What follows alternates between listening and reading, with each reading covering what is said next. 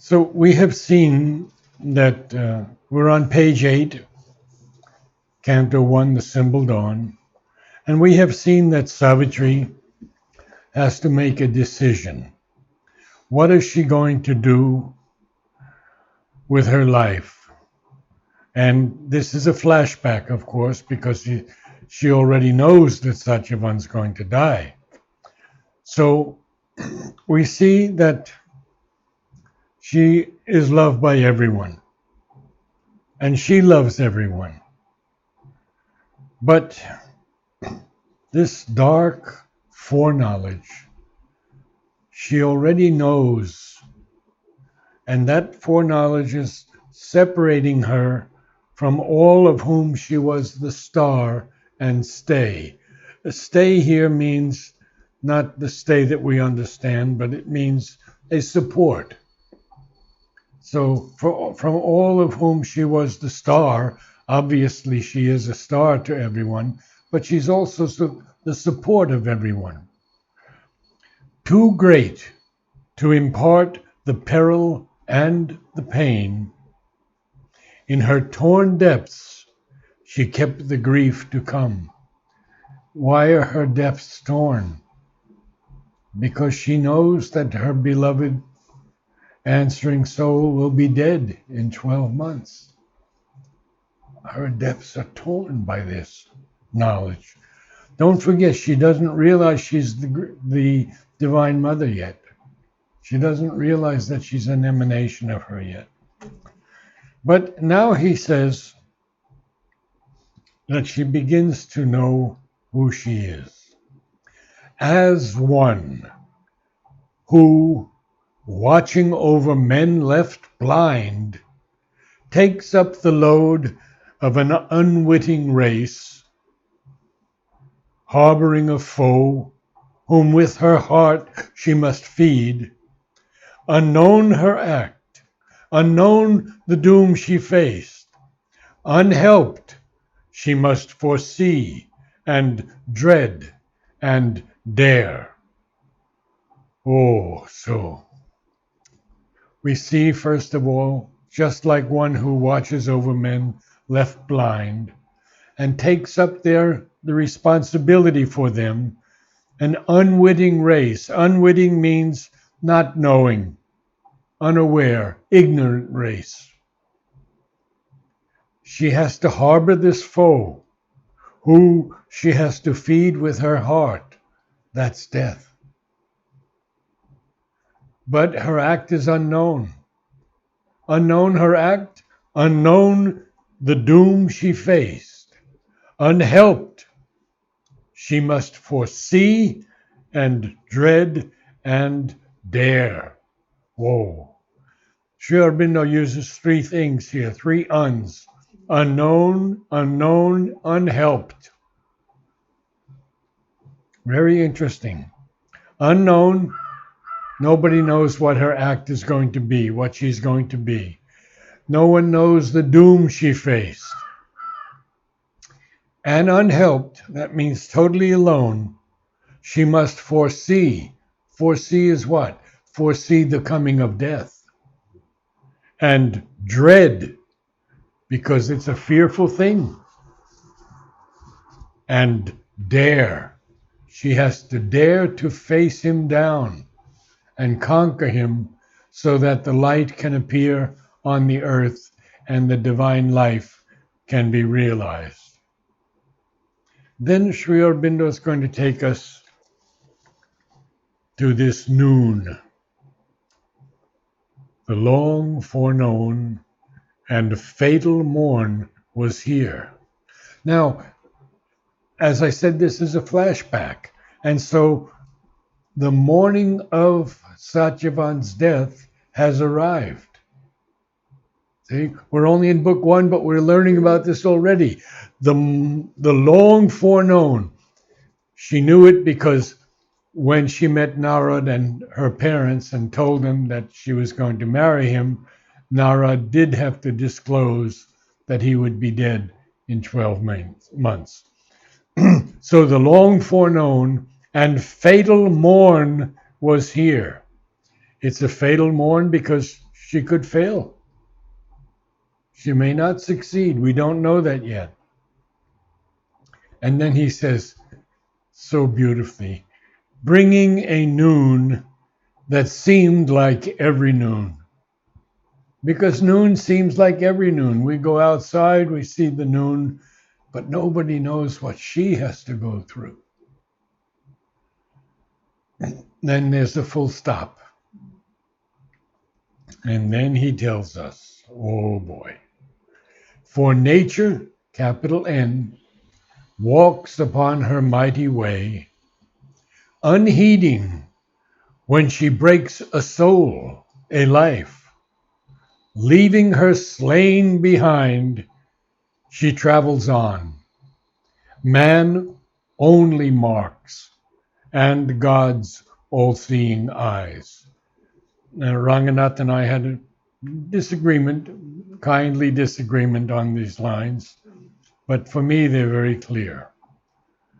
Nature is always creating and at the same moment destroying. At the same moment. She's building something up, she's breaking something down. So the dinosaur comes, it has its time, nature finds something better, dinosaur is gone. This is the way nature works. She has eternity to create the supramental. Eternity. Why should she rush? She's enjoying herself. Yeah, we say that nature's unconscious, but nothing's unconscious in life. There is a consciousness in nature that experiments with good, with bad, with things that have to be destroyed and things that have to be moved forward. So we have the line, for nature walks upon her mighty way. Unheeding, she's not heeding, she doesn't care when she breaks a soul, a life. Leaving her slain behind, she travels on. Well, this is gone, something new has come. But this is also the feeling of, in Indian spirituality, Shiva destroying, Vishnu preserving, and Brahma creating. Okay? So we see that nature is doing the same thing in her own way, only slowly. And what happened was that Mother approached nature. Do you know about that? No. She approached nature. And she asked nature to collaborate with her. Nature said, not interested. And Mother said to her, but if you collaborate with me, you will become more beautiful, more powerful. And finally, nature agreed. And nature is now collaborating. We can see it in the plants most easily. There are new species coming that we have never seen before. New hybrids are coming every day, something new is coming. It's extraordinary. Things are blooming here in Oroville that we said would never bloom. Collective harmony is blooming today in Matrimandia. Collective harmony. It likes cold weather. It likes a good freeze. We have two plants of static beauty, the camellia, budding. They're about to bloom. We're seeing things we never saw before. So, leaving her slain behind, this is nature, leaving her slain behind, she travels on. But then this line, which I think Ranga didn't quite understand, but man only marks and God's all-seeing eyes. Yes, we mark things, we see things. Of course, God sees everything, but only man on earth can mark these changes, these extraordinary evolutions, even when they're in the plant world or the animal world.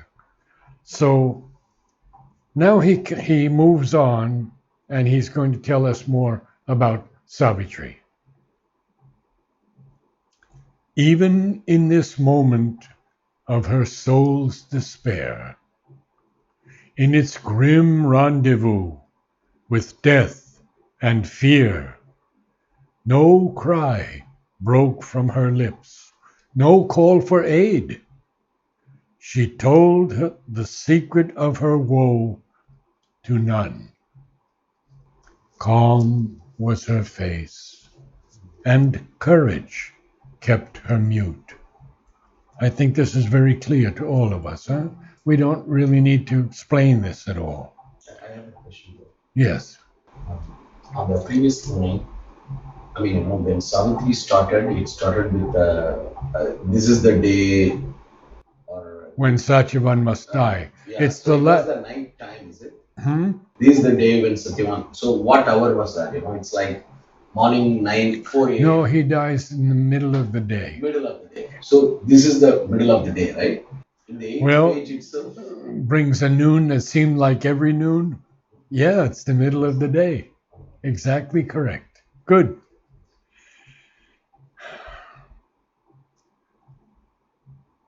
Yet only her outward self suffered and strove. Even her humanity was half divine. Her spirit opened to the spirit in all. Notice that he has a lowercase s for the first spirit and uppercase for the second. So the first one is Savitri's spirit opening to the universal spirit in everything. So this is very, very beautiful because he then says her nature felt all nature as its own. Again, lowercase n, uppercase n. Savitri's nature felt all nature as its own. We have to pay close attention at times to punctuation, capitalization, and the music of Savitri, which is so important. We have man. Man only marks. Man marks moment. 3 M's. We have her spirit, her nature. Now, her dread and her strength. Look at all these hers that are coming to us. Apart, living within, all lives she bore. Now we're beginning to see that she is an emanation of the Divine Mother. She is bearing all lives within her, but she is living within, and she's holding those lines, bore, past tense of bear. She bore all these lives within her. And we will see in the future that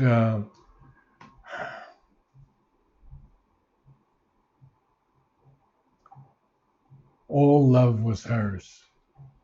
All love was hers. We see it many times in Savitri. But now he says there's a semicolon after bore. Aloof. She has to be aloof from everyone. She carried in herself the world. Sri Aurobindo is not finished yet. He's got a colon there. Now, he usually tells us that he only does about 6 lines, but he breaks that rule all the time. So this time we have 1, 2, 3, 1, 2, 3, 4, 5. 5 lines, okay. Her dread was one with the great cosmic dread. The cosmic dread is that we all die. We all die. Everyone has to die. Sri Aurobindo says no. Is it not pralaya? Narad? Usually it's not pralaya. Great cosmic thread. Uh, the great cosmic dread. It's like pralaya. Yeah, it's sort of like pralaya. I would say yes. It is, but pralaya doesn't have to be a dread. It's just that movement of dissolution. Uh, So he next says her strength was founded on the cosmic mights.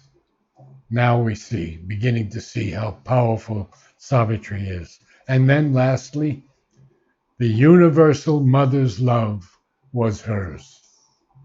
So he's led us all along here that he tells us about nature, he tells us about Savitri and this morn that has come, but that she says nothing to anyone. She's aloof, calm is her face, even her humanity is half divine. And he ends with that beautiful line, the universal mother's love was hers. Now he's going to go into a different area. And he begins with the line, against the evil at life's afflicted roots. Afflicted. If someone is afflicted with something, someone is distressed with bodily pain or troubled greatly, grievously depressed. So we see now that against the evil of life's afflicted roots, her own calamity, its private sign. What is her own calamity? as such, we are one going to die. Yes, it's the knowledge that brings an event that brings a terrible loss, lasting distress, severe affliction, disaster. Her own calamity, its private sign. A private sign of what? The world's afflicted roots. Of her pangs, pangs. We know what a pang is when it touches our heart, at pain. Of her pangs, she made a mystic, poignant sword. Now, the word poignant is pronounced poignant. Not the G is never pronounced. It's not poignant. The G is never pronounced. Poignant. Now, of her pangs, she made a mystic, poignant sword. He's going to tell us more. A solitary mind, a worldwide heart. To the lone immortal's unshared work, she rose. Now you would ask, why is this immortal, capital I, the divine's unshared work? No one except the Divine Mother can share this work. None of us can do it. We're little nothings, really. Unfortunately, I have to say that. Then, at first, life grieved not in her burdened breast. Well, to be burdened is to be weighed down with something. But life is not grieving yet in her burdened breast. She still has Satyavan. She still has her lover.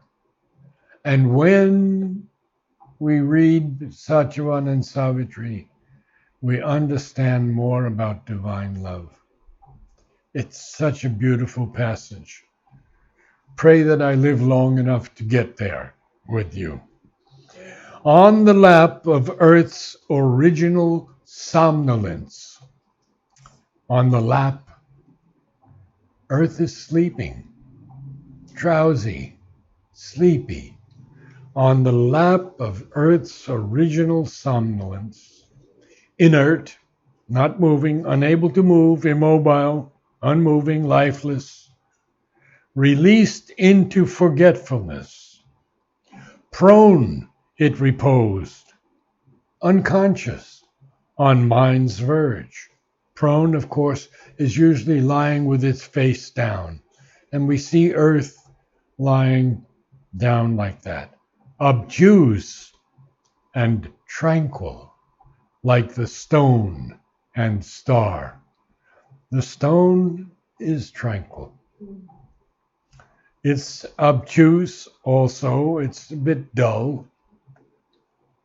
We can't say that there's no consciousness because there is always a movement of energy in everything, in all life, even in matter, even in the stone. But it's obtuse and tranquil.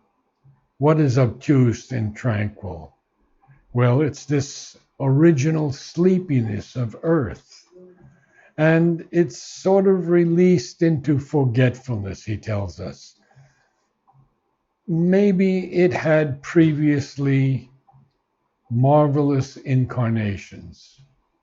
We've heard about Lemuria, we've heard about Atlantis, and these civilizations were destroyed. If we look at the Incas, and on the top of those highest mountains, there are landing fields for planes that we've never understood. We still don't understand them, how they could land there. Gigantic, vast things. So we see that Earth is obtuse and tranquil like the stone and star. Naraji, Yes. obtuse stone, tranquil star. Shall we take like that? No. What? Sorry. Obtuse no, stone. Stone was like obtuse and star, tranquil star. Shall we take it in that sense? No, he says both are the same. Same. Obtuse and tranquil, like the stone and star. So, like both of them. Then he begins telling us something else about Savitri. In a deep cleft of silence, twixt two realms, she lay remote from grief, unsawn by care, nothing recalling of the sorrow here. Now, those lines were at one time a little difficult for me, but I understand them now.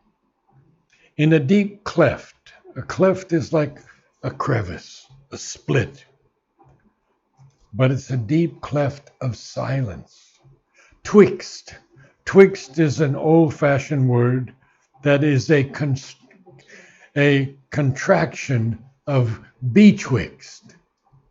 But if Sri Aurobindo used the betwixt, he'd have one beat too many in the line, and it would not be iambic pentameter. So he uses the word twixt, between. In a deep cleft of silence, twixt two realms, the realm of earth and the realm of heaven. She's lying there. She lay remote from grief, unsawn by care. Now, unsawn is a strange word. And I asked my Upaguru, Aurobindo Basu, what does it actually mean? And he says, not cut or divided as with a saw. So it's unsawn, not cut up by what? By care or grief. Interesting words. We always have to be so careful when we read Sri Aurobindo's word. Nothing here is by accident. Every word he has used, he consciously placed it. Even an and or a the has a meaning. Now, Savitri. In a deep, nothing recalling of the sorrow here. Then a slow, faint remembrance, shadow-like, moved, and sighing, She laid her hand upon her bosom and recognized the close and lingering ache, deep, quiet, old, made natural to its place, but knew not why it was there, nor whence it came. So she is aware of this faint remembrance of death, of pain, of the earth, and it moves sort of shadow like in front of her, and she sighs. And sighing, she laid her hand upon her bosom, and recognized the close and lingering ache. And what is that close and lingering ache? Well, it's deep, it's quiet, it's old, it's made natural to its place. Natural to its place means it's the work of the Divine Mother. It could not be natural to any other one, any other place. But she didn't know why it was there, and nor whence it came. Whence is another word like twixt. What does whence mean to anyone? When? Whence? When? No, not when. Anybody? Whence means from what place, from that place. So we have, it was natural to its place, but she didn't know why it was there, nor for what reason it came. Whence, nor whence it came. Why didn't she know that? Because the power, capital P, that kindles mind was still withdrawn. She felt it. She knew what was going to happen, but she didn't know why that deep, quiet, old, close, and lingering ache was there. Because the power that kindles mind was still withdrawn. Now, he begins another passage. Heavy, unwilling were life's servitors. Servitors are attendants or servants. Like workers with no wages of delight. Sullen, the torch of sense refused to burn. The unassisted brain found not its past. Now you see what she's going through as she's being here quiet, aloof from everyone, but giving her love to everyone. Something's going to happen. Only a vague earth nature held the frame. So her body is not held yet by the mind or the vital. It's just held by an earth nature. But now she stirred. Her life shared the cosmic load. At the summons of her body's voiceless call, her strong, far-winging spirit traveled back to the yoke of ignorance and fate, back to the labor and stress of mortal days, lighting a pathway through strange symbol dreams across the ebbing of the seas of sleep. Such poetry, such beautiful poetry. Let's look at it for a moment and then we'll have to break. She stirs, and her life begins to share this cosmic load. and her body is summoning something. It has a voiceless call. It's summoning something, and her far winging spirit, which is very strong, traveled back. Back to what? Back to the yoke. We know what a yoke is. It's hmm, Holding together. some more than holding together. It's a burden. The yoke is a burden on the two bullocks that have to thresh the grain. A yoke is a burden. Only when it becomes that we are yoked to the divine, then there's no longer a burden. So back to the yoke of ignorance. See, he's very clear. It's not to the yoke of the divine. It's back to the yoke of ignorance and fate.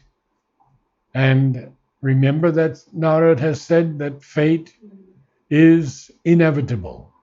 You cannot get out of it.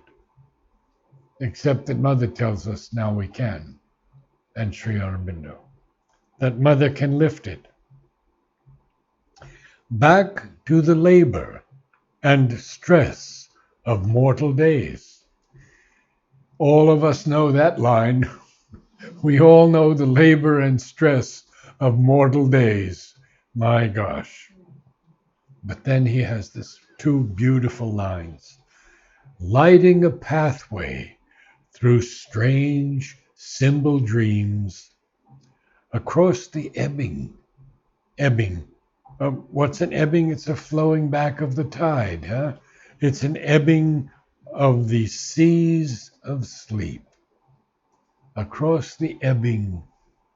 So when it's ebbing, the flowing back, the tide flows from high water to low water, and we begin to see the beach, the shore. So here it is across the ebbing of the seas of sleep. They're ebbing. She's beginning to see more and more. So, 4 more lines and we'll quit. Her house of nature, capital N, felt an unseen sway. Oh, she's feeling this. Illumined swiftly were life's darkened rooms, and memory's casements opened on the hours, and the tired feet of thought approached her doors. So her house of nature feels this sway, and these darkened rooms of life, we have plenty of them. They're in our mind, they're in our vital, they're in our body itself. They were swiftly illumined. And memory's casements. What is a casement, anybody? Boxes. Boxes. No. A casement. It's a window. So memory's casements opened on the hours. How beautiful. What an image, huh? Memory's casements opened on the hours. And then what happens? And the tired feet of thought approached her doors. Thought has finally come into her. The mind is working now. We've learned so much in these few lines. And it's so powerful, so beautiful. If we look at all of this again, and maybe would you like to read today what we just did? Why don't you go through that? Okay. From where, Naraji? From page 8, the last. Okay. Our own calamity, its private sign. Of a pang she made a mystic poignant sword. Sword. Sword. The W is not pronounced again. Sword. A solitary mind, a worldwide heart. To the lone immortal's unshared work she rose. At first life grieved not in a burdened breast. On the lap of earth's original somnolence, inert, released into forgetfulness, prone it reposed, unconscious on mind's verge. obtuse and tranquil like the stone and star. In a deep cleft of silence twixt two realms, she lay remote from grief, unsown by care, nothing recalling of the sorrow here. Then a slow, faint remembrance, shadow-like, moved, and sighing, she laid her hand upon her bosom and recognized the close and lingering ache, deep, quiet, old, made natural to its place, but knew not why it was there, nor whence it came. The power that kindles mind was still withdrawn, heavy, unwilling were life's servitors, like workers with no wages of delight. Sullen, the torch of sense refused to burn. The unassisted brain found not its past. Only a vague earth nature held the frame. But now she stirred, her life shared the cosmic load. At the summons of her body's voiceless call, her strong, far-winging spirit traveled back to the yoke of ignorance and fate, back to the labor and stress of mortal days, lighting a pathway through strange symbol dreams, across the ebbing of the seas of sleep. Her house of nature felt an unseen sway, illumined swiftly where life's darkened rooms, and memory's casements opened on the hours, and the tired feet of thought approached her doors. Fairly good reading. Illumined is not correct. It's illumined. Illumined. And then you are accenting some places that shouldn't be accented. Oh, The unassisted brain found not its past? No. The unassisted brain found not its past. And then there's one other word that most people make a mistake on. We say remember, oh, but it's not remembrance. It's remembrance. remembrance. Remembrance. Remembrance. Remembrance. There's no ER in that, no remembrance. Remembrance. Good. We meet again next week. Thank you. Thank you. What are life servitors? Huh? What are life servitors? Life's servants? Servitors, yeah. Do we walk? Well, our feet are one of our servitors. So is that the context in which Do we eat? That's another servitor. All these life servitors are helping us. We think, we speak, we act, we have anger, we have pain, we have calm. All these life servitors are working on us. But most of the time, they're not our servants, but they're our masters. Very often they're our masters. Huh? The mind says this. The vital says this. And it usually has control. We have to learn how to get out of that. Thank you all. Namaste.